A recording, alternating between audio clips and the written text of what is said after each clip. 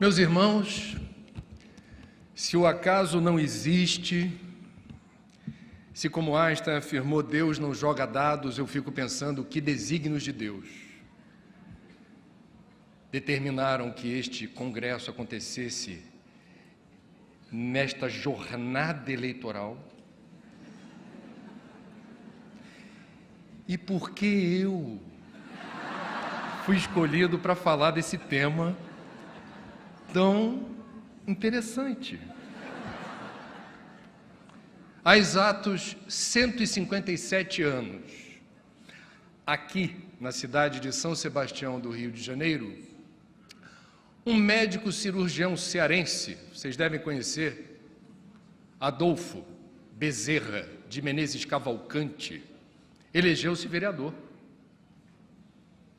e iniciou 25 anos de vida pública na política. Depois ele se elegeu também, o equivalente hoje a deputado federal, honrando a função de servidor público, com o firme propósito de usar a política como instrumento, como ferramenta de mudança, em favor de quem mais precisa, porque seja qual for o governo, de direita, de centro, de esquerda, quem mais precisa de governo são os pobres, os miseráveis, os desassistidos, os desamparados, os excluídos. Bezerra se pautou nessa direção. Esse propósito de Bezerra só foi possível porque o Brasil, naquela época, já se entendia como uma república democrática. A democracia é uma conquista civilizatória. A nossa história é marcada por intermináveis e sucessivas guerras, batalhas, disputas sangrentas e fratricidas de poder. E os governantes de ocasião se agarram e se apegam ao poder, massacrando e esvaziando, na medida do possível, toda e qualquer oposição ou ideia que não seja a dele ou dela. Portanto, a democracia é limitada, é imperfeita, tem vários problemas. Mas, como disse certa vez um dos políticos, uma das personalidades mais importantes do século XX, 2 vezes primeiro-ministro do Reino Unido, Winston Churchill, abre aspas, a democracia é o pior regime político, exceto todos os outros, que vêm sendo testados de tempos em tempos, com todos os problemas que nós conhecemos bem. A democracia é um valor, uma conquista civilizatória. O Espiritismo, a doutrina dos espíritos, afirma categoricamente que nós somos seres sociais e que o processo evolutivo só é possível de se resolver em grupo. O Espiritismo não considera uma boa ideia a proposta do ermitão, do isolamento, do encapsulamento, sem interação social. Não. A doutrina espírita, quando apresenta a lei de evolução, explica pormenorizadamente que a evolução se resolve no contato com todos os diferentes. Essa é a condição para a gente crescer, se expandir em conhecimento, sabedoria, ética, moral, sentimento, coração. Cada um de nós é único no universo, único. E o projeto maior de Deus estabeleceu, no design do software inteligente da vida, que a gente se entenda aqui e agora, e que nas diferenças percebamos não o castigo de Deus, mas a oportunidade bendita, benfazeja, sagrada, de um importante e urgente aprendizado da tolerância, da paciência, do exercício da escuta, sem que você, por isso, deva abdicar das suas convicções ou das suas ideias. A doutrina espírita também afirma e ratifica a importância das instituições. Porque nós estamos aqui de passagem, mas as instituições demarcam no tempo e no espaço, elas assentam os princípios, a regência, as regras de convivência entre os diferentes. E na linha do tempo, para a nossa segurança e para os nossos propósitos mais nobres, é muito importante valorizar as instituições que defendam a liberdade de cada um ser o que é, o direito de cada um ser o que é. Direito assegurado pela Constituição da República Federativa do Brasil. Cada um de nós tem o direito de ser crente em Deus ou não acreditar em nada. Cada um de nós tem o direito de até votar ou, se preferir, não votar. É um direito sagrado. Num Estado laico, e a laicidade do Estado também é um valor civilizatório, porque quando você determina que o Estado tem apenas uma coloração religiosa ou mística, você cria um ambiente muito difícil para quem não professe aquela fé ou aquele credo. Nós espíritas já fomos perseguidos no período republicano. Nós sabemos o que é sofrer com a mão pesada do Estado dizendo: você não tem o direito de professar essa fé. Reuniões públicas dessa doutrina não são bem-vindas. Portanto, nós deveríamos ser os primeiros a garantir a laicidade do Estado, que nem por isso deixou de ser a maior nação espírita do mundo. Voltamos a ser a maior nação católica do mundo. A nação evangélica cresce exponencialmente. Portanto, a laicidade é bem-vinda e é saudável. Meus irmãos, portanto, o ambiente das instituições, o ambiente de convivência dos diferentes precisa da política, porque o Espiritismo também afirma que a anarquia não é uma opção. A anarquia não é uma rota inteligente de entendimento dos diferentes. Portanto, precisamos descobrir qual o melhor modelo de convivência. Como disse Churchill, até o momento não se inventou nada melhor. O dia que inventarem, a gente pode adotar. A antiga Grécia, de onde o Espiritismo bebeu dessa fonte. Nós bebemos da fonte da civilização grega, dos filósofos gregos. Vem de lá a palavra democracia. E vem de lá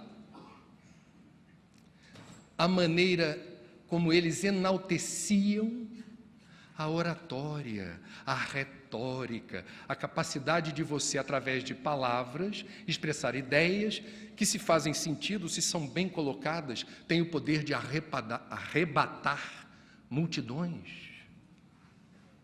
Portanto, a empatia e a retórica, bem combinadas e a serviço do bem, aceleram o processo evolutivo. Mas, da mesma forma, bem combinadas, mas a serviço do ódio, da beligerância, da impaciência, a gente não sabe onde vai dar. É uma rota caótica. No princípio era o verbo, aparece no livro sagrado, para judeus e cristãos. No princípio era o verbo. O que é o verbo? Simbolicamente, os teólogos se esmeram para explicar o que seria. No princípio era o verbo. Verbo é sair da inércia ou da pausa, é o movimento da criação. E o verbo se fez gente, Jesus, que no uso da palavra e a partir do exemplo, eternizou o Evangelho, que foi devidamente registrado em palavras escritas pelos apóstolos, e mudou o mundo, introduzindo o amor como princípio universal de entendimento dos diferentes. O que a gente faz com tanta gente diferente? Amor, misericórdia, tolerância, perdão.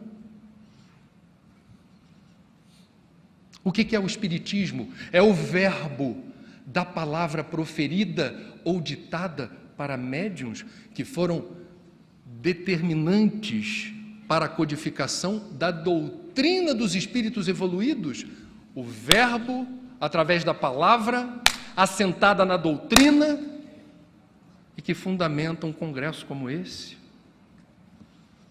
A força do verbo, a força da palavra. Nós somos testemunhas de um momento singular da história do Brasil.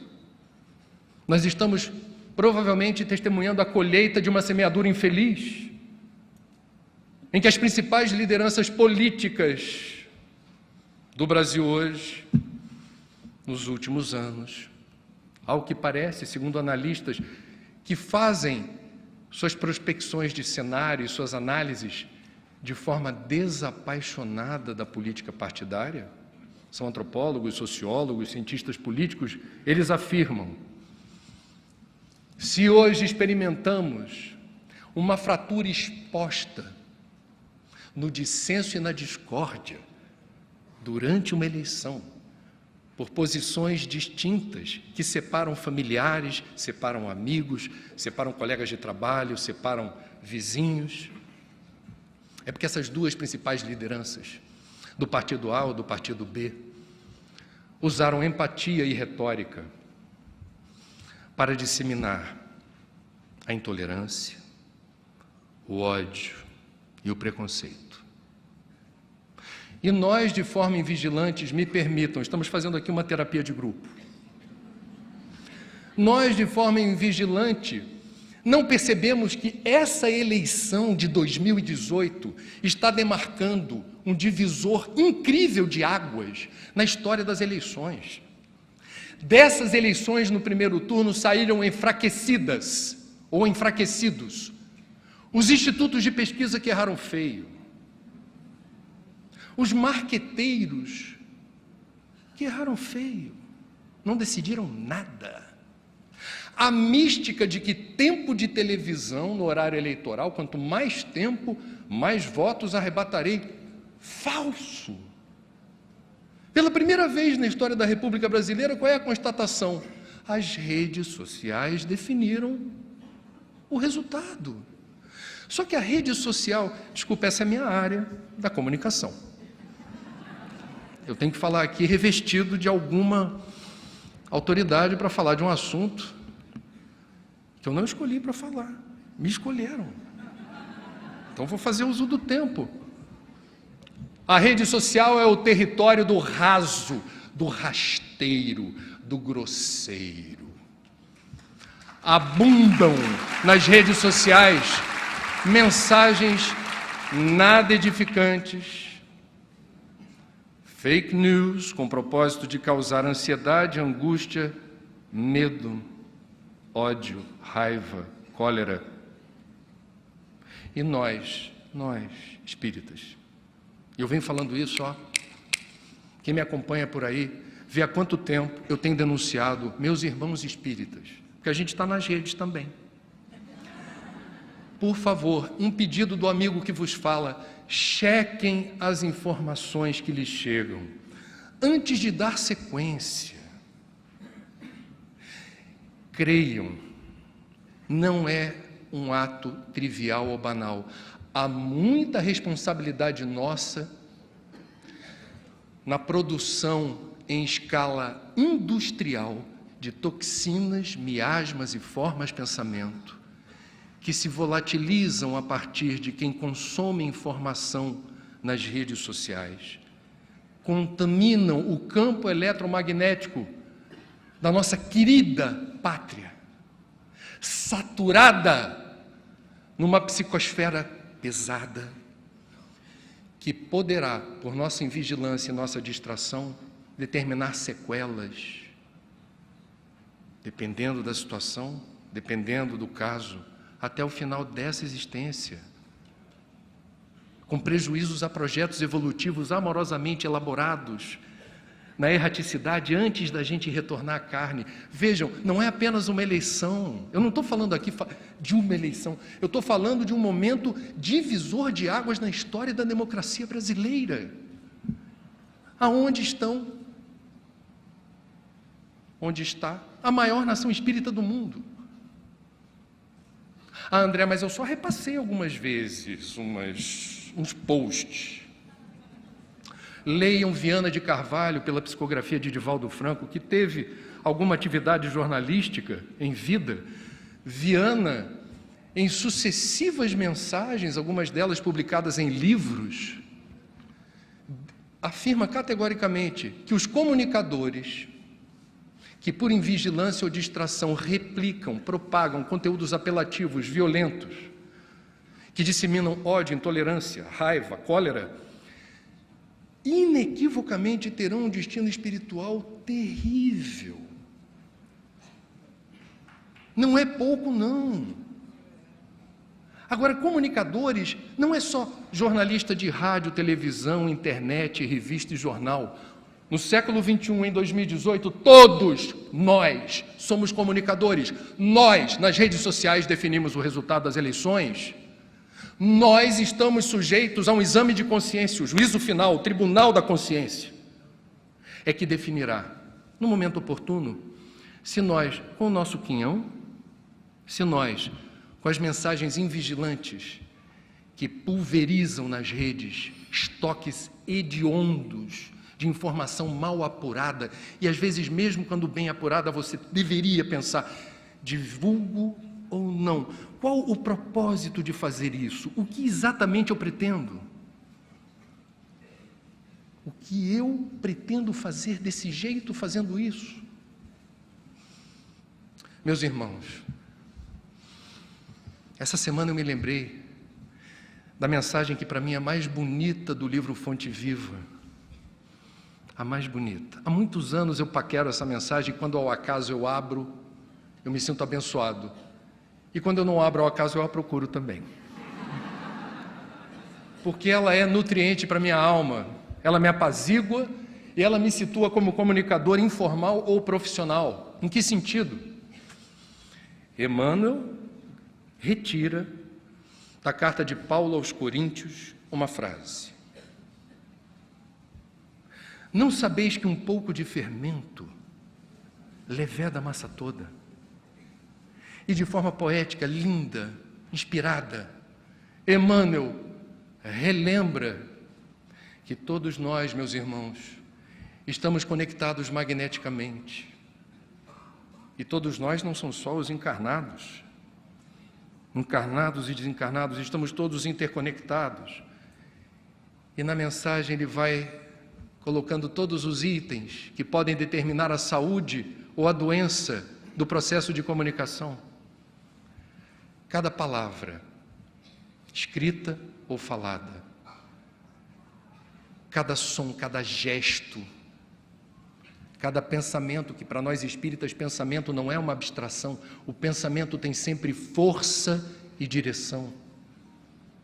A emoção que somos portadores, tudo isso determina um conjunto de interferência na rede, na banda larga espiritual, onde nós estamos trafegando no campo eletromagnético da psicosfera de cada um, e a soma das psicosferas determina o que Ismael está vendo lá de cima, e que não é certamente uma visão aprazível, é uma nuvem espessa, tóxica, e o que mais dói é que os trabalhadores da última hora, seguidores da fé raciocinada, do cristianismo redivivo, da terceira revelação, do Consolador prometido, replicam pacotes tóxicos de informação pestilenta.